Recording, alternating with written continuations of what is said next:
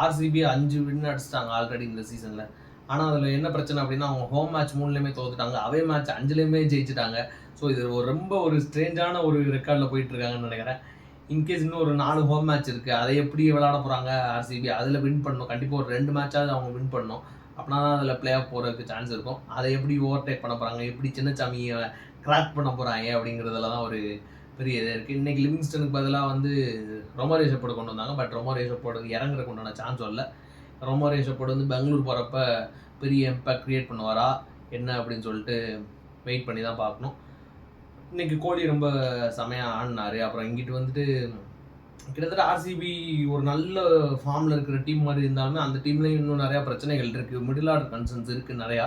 இன்னும் பஞ்சாப் மேட்ச்சில் அவங்க மெயினாக சூப்பராக பண்ண விஷயம் என்ன அப்படின்னா அவங்களோட டெத் பவுலிங். புவனேஸ்வர் குமாரும் ஹேசல்வுட்டும் செம்மையாக போட்டாங்க. எனக்கு தெரிஞ்ச இந்த சீசன்லேயே பெஸ்ட்டு கடைசி 4 ஓவர் கண்டினியூஸாக சூப்பராக போட்டது வந்து இவங்க தான் நினைக்கிறேன். ஏன்னா ஒரு 5 ரன், ஒரு 6 ரன், ஒரு 10 ரன், ஒரு 7 ரன் சூப்பராக எல்லாமே வந்து சரியான யார்க்கர் மட்டும் தான் போட்டாங்க. வேறு எதுவுமே அவனுக்கு ட்ரை பண்ணவே இல்லை.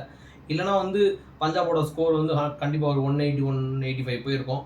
அந்த செமையாக பிடிச்சி நிப்பாட்டினாங்க. அவங்க அங்கே தான் வந்து ஒரு இன்டர்நேஷ்னல் பவுலருக்கும் ஒரு டொமஸ்டிக்கில் இருக்கிற நல்ல டேலண்டான பவுலருக்கும் ஒரு வித்தியாசம் தெரியாது. அந்த எக்ஸ்பீரியன்ஸ் தான். எக்ஸிக்யூஷன் வந்து கரெக்டாக இன்டர்நேஷ்னல் பவுலர்ஸ் கிட்ட வந்து நல்லா இருக்கும். கண்டிப்பாக ஒரு டொமஸ்டிக் பவுலர் கிட்ட வந்து டேலண்ட் இருந்தாலும் அந்த எக்ஸிக்யூஷன் வந்து மிஸ் ஆகும். அதான் வந்து நல்லா கிளியர் கட்டாக தெரிஞ்சிச்சு. ஸோ ஆர்சிபி அந்த மிடில் ஆர்டர் கன்சர்னை மட்டும் ஃபிக்ஸ் பண்ணிட்டாங்கன்னா கண்டிப்பாக ஆர்சிபிக்கு வந்து நம்பர் 1 வர்றது கூட நிறையா சான்ஸ் இருக்குது. மிடில் ஆர்டர் கன்சர்னையும் சின்னசாமியில் அவங்களோட பிரச்சனைகளையும் சரி பண்ணிட்டாங்கன்னா ஆர்சிபி வந்து கண்டிப்பாக ஃபைனல் போகிறதுக்கு கண்டிப்பாக வாய்ப்பு இருக்குது. அதுக்கப்புறம் என்ன நடக்குதுன்னு அவங்களுக்கு தான் தெரியும்.